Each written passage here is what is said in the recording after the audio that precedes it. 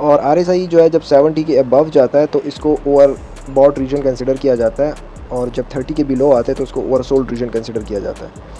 ठीक है, और ये अक्सर माना जाता है कि जब 70 के अबव प्राइस जाती है या 80 के अबव जब RSI जाती है, मतलब ओवरबॉट जब हो जाती है, तो तब वहाँ से प्राइस नीचे गिरती है, और जब 30 या 20 के बिलो RSI जाती है तो इसको ओवरसोल्ड कंसिडर किया जाता है, और ये माना जाता है कि यहाँ से प्राइस वापस बाउंस बैक होती है। बट ऐसा नहीं होता। ठीक है, ऐसा क्यों नहीं होता ये आगे जाके मैं आपको अस्सलाम वालेकुम व्यूअर्स, उम्मीद करता हूँ सब ठीक ठाक होंगे, खैर खैरियत से होंगे। अच्छा जी, जैसे कि आप लोग को पता है कि टेक्निकल एनालिसिस में हम चार्ट पैटर्न्स, कैंडलस्टिक पैटर्न्स, ठीक है, और प्राइस एक्शन को डिस्कस कर चुके हैं। अभी हम इंडिकेटर्स को डिस्कस करेंगे कि टेक्निकल एनालिसिस में कौन कौन से इंडिकेटर्स हमारे पास यूज़ होते हैं। ठीक है, तो ये सारे हमारे पास इंडिकेटर्स यूज़ होते हैं। इसके अलावा भी बहुत सारे, लेकिन जो मेजर और जो वर्किंग अच्छे से जो वर्क करते हैं वो ये इंडिकेटर है। ठीक है, तो सबसे पहले RSI को आज डिस्कस करेंगे इस वीडियो में कि RSI हमारे पास कैसे वर्क करता है और कैसे RSI को यूज़ करके हम अच्छा खासा प्रॉफिट जो है वो जनरेट कर सकते हैं ट्रेडिंग से। ठीक है, तो RSI जो है ये हमारे पास वेल्स वाइल्डर ने जो है ये इसको डेवलप किया था। ठीक है, ये इसका पूरा यहाँ पे हिस्ट्री और सब कुछ मैंने लिखा हुआ है, ये आप लोग पढ़ लें, और स्क्रीनशॉट भी अगर लेना चाहें तो आप लोग ले सकते हैं। ठीक है, इसको मैं थोड़ा सा स्टॉप कर लेता हूँ। बाकी RSI में जो है वो 0 से स्टार्ट होती है इसकी वैल्यू, और 100 पे ख़त्म होती है, मतलब 0 to 100 इसकी रेंज होती है RSI की।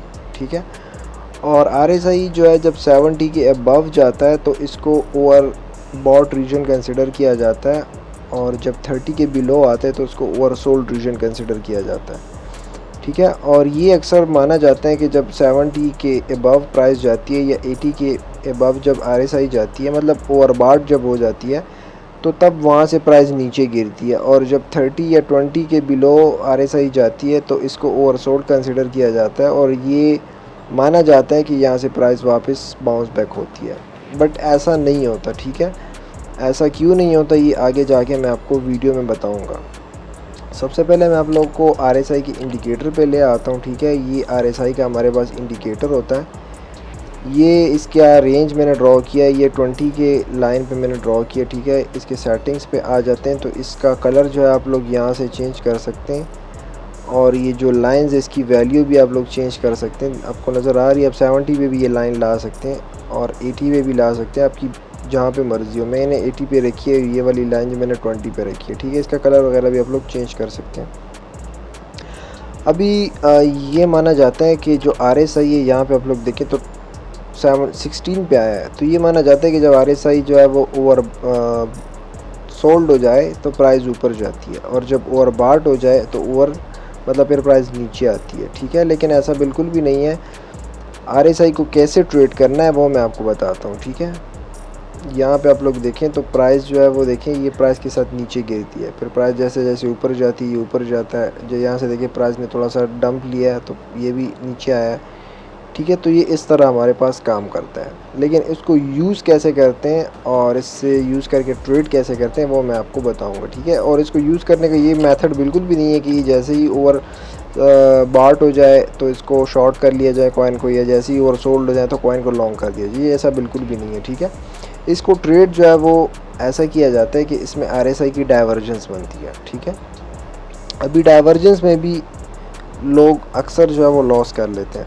डाइवर्जेंस को भी यूज़ करने का अपना एक प्रॉपर जो है वो मेथड है। ठीक है, अभी डाइवर्जेंस हमारे पास क्या होती है कि divergence is the concept used in technical analysis that occur when the price of an asset RSI indicator move in opposite direction. ये इसका मतलब है कि देखिए, प्राइस जब ये कह रहे हैं कि प्राइस फॉर एग्जांपल ऊपर जा रही है और RSI नीचे आ रही है, ठीक है, तो इसको हम बेयरिश डाइवर्जेंस कहते हैं। और जब प्राइस फॉर एग्जांपल नीचे गिर रही हो और RSI ऊपर जा रही, मतलब एक दूसरे के मतलब अपोजिट डायरेक्शन में मूव हो रही, तो उसको हम डाइवर्जेंस कहते हैं। ठीक है, अभी फॉर एग्जांपल यहाँ पे मैं आपको बताता हूँ, यहाँ पे मैं आप लोगों को दिखा देता हूँ। यहाँ पे आप लोग देखें, एक परफेक्ट एग्जांपल मिल गया। यहाँ पे आप लोग देखें तो प्राइस जो है एक लो प्राइस ने यहाँ पे लगाया, फिर प्राइस थोड़ा सा ऊपर गई है। ठीक है, देखें यहाँ पे RSI भी यहाँ से इस प्राइस पे आई है और यहाँ से ऊपर गई है। फिर देखें RSI ने यहाँ पे एक दूसरा लोअर लो लगाया है, लेकिन जो आप लोग RSI देखें तो ये इसने एक हायर हाई बनाया है। प्राइस ने यहाँ पे लोअर लो लगाया है बट यहाँ पे प्राइस ने हायर लो बनाया है। यहाँ मैं आपको दिखा देता हूँ और लाइंस के ज़रिए भी आप लोगों को मैं सिखा देता हूँ, ठीक है। इस लाइन को मैं थोड़ा सा बड़ा कर लेता हूँ, ठीक है, ताकि आप लोगों को अच्छे से नज़र आए। यहाँ पे देखें RSI में एक हमारे पास हायर लो बना है और प्राइस में अगर मैं आपको दिखा दूँ तो प्राइस में हमारे पास एक लोअर लो की फॉर्मेशन हुई है, ठीक है। तो यहाँ पे मैं आप लोगों को फर्दर दिखा देता हूँ, अभी आप लोग को वाज़े नज़र आ रहा होगा, ठीक है। तो इसका मतलब क्या होता है? इसका मतलब होता है कि देखें प्राइस तो नीचे आ गई, एक लोअर लो लगाया है, बट जो RSI है ये एक हायर लो इसने बना ली। इसका मतलब ये होता है, जैसे कि हमें पता है कि जो RSI इंडिकेटर होता है ये हमें ओवरबॉट और ओवरसोल्ड रीजन बताता है, ठीक है। तो यहाँ पे RSI हमें बता रहा है कि मार्केट में जो है वो बाइंग हो चुकी है, ठीक है, और प्राइस हमें बता रही है कि प्राइस नीचे आ गई है, मतलब सेलिंग हो रही है। तो इट्स मीन कि ये जो डंप है ये फेक डंप है। प्राइस अब यहाँ से वापस बाउंस बैक ले सकती है। अभी यहाँ पे आप लोग देखें बुलिश, इसको हम बुलिश डाइवर्जेंस कहते हैं, ठीक है। इसके बाद बेरिश डाइवर्जेंस को हम डिस्कस करेंगे। तो यहाँ पे आप लोग देखें प्राइस इस डाइवर्जेंस बनने के बाद देखें वापस ऊपर चली गई है, ठीक है। अभी यहाँ पे मैं आप लोगों को दूसरा एक एग्जांपल दे देता हूँ तो आप लोगों को फिर अच्छे से जो है वो इसकी समझ आ जाएगी। यहाँ पे आप लोग देखें, यहाँ पे आप लोग देखें तो प्राइस जो है वो प्राइस ने यहाँ पे एक लोअर हाई बनाया और यहाँ पे अगर आप लोग देखें तो RSI में हमारे पास, सॉरी ये नहीं है, सॉरी ये तो इसने भी लोअर लो लगाया, ये नहीं है।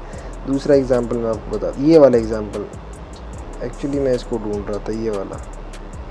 यहाँ पे अगर आप लोग देखें तो प्राइस ने यहाँ से एक हायर हाई बनाया और यहाँ से RSI ने एक हायर लो बनाया है, ठीक है। इसको हम बेरिश डाइवर्जेंस कहते हैं। इसका मतलब क्या होता है? इसका मतलब ये होता है कि अभी प्राइस को अगर हम देखें, फॉर एग्जांपल इस इंडिकेटर को मैं हटा देता हूँ, प्राइस को अगर हम देखें तो हमें प्राइस बुलिश नज़र आ रही है कि देखें एक हायर हाई बना है, ब्रेक ऑफ स्ट्रक्चर हुआ है, ठीक है।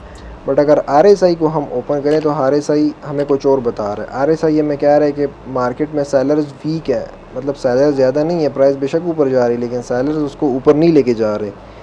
जो मार्केट मेकर्स है, जो स्मार्ट मनी है, ये उसको ऊपर लेके जा रही है, ठीक है। तो ये हमारे पास एक बेरिश डाइवर्जेंस बना और बेरिश डाइवर्जेंस बनने के बाद देखें प्राइस नीचे आ रही है, ठीक है। प्राइस नीचे आ गई और यहाँ पे आप लोग देखें तो एक अनदर हमारे पास एक बुलिश डाइवर्जेंस का एग्जांपल है।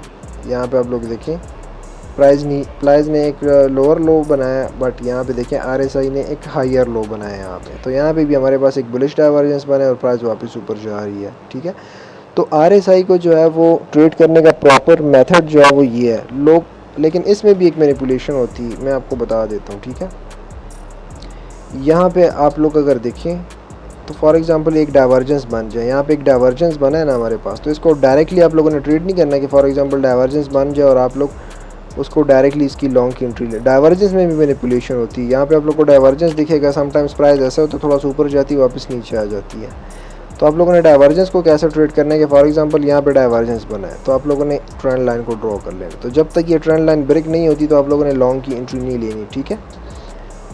अभी जो है हम बियर डाइवर्जेंस की बात करते हैं, ठीक है। यहाँ पे देखिए हमारे पास एक बियर डाइवर्जेंस बना है, ठीक है। यहाँ पे तो जब तक जो है वो प्राइस ये यहाँ पे आप लोग एक ट्रेंड लाइन ड्रॉ कर लें, ठीक है। जब तक प्राइस इस ट्रेंड लाइन को ब्रेक नहीं करती तो आप लोगों ने शॉर्ट नहीं करना, ठीक है। अभी बियर डाइवर्जेंस हमें इस कैंडल से हमें पता चला ना, तो आप लोगों ने वेट करना है। ये जो नीचे हमारे पास ऑलरेडी एक सपोर्ट जोन बना हुआ है तो आप लोगों ने इससे एक ट्रेंड लाइन को ड्रॉ कर लेना है।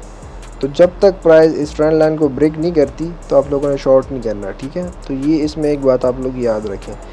तो RSI जो है ये हमारे पास ऐसे वर्क करता है, ये एक बहुत ही यूज़फुल जो है हमारे पास इंडिकेटर है। ये इससे काफ़ी चीज़ें हमारे पास क्लियर हो जाती हैं, बट आप लोगों ने इसको जो है वो अकेले यूज़ नहीं करना, ठीक है।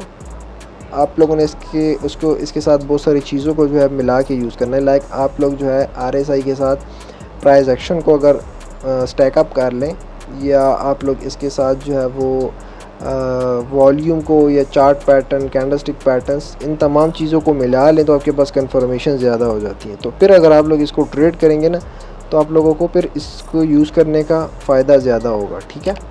तो आई होप आपको जो है वो RSI की जो है वो समझ आ चुकी होगी कि RSI हमारे पास कैसे वर्क करता है। RSI में फिर बुलिश डाइवर्जेंस क्या होती है, यहाँ पे आप लोग देख सकते हैं, मैंने लिखा भी हुआ है।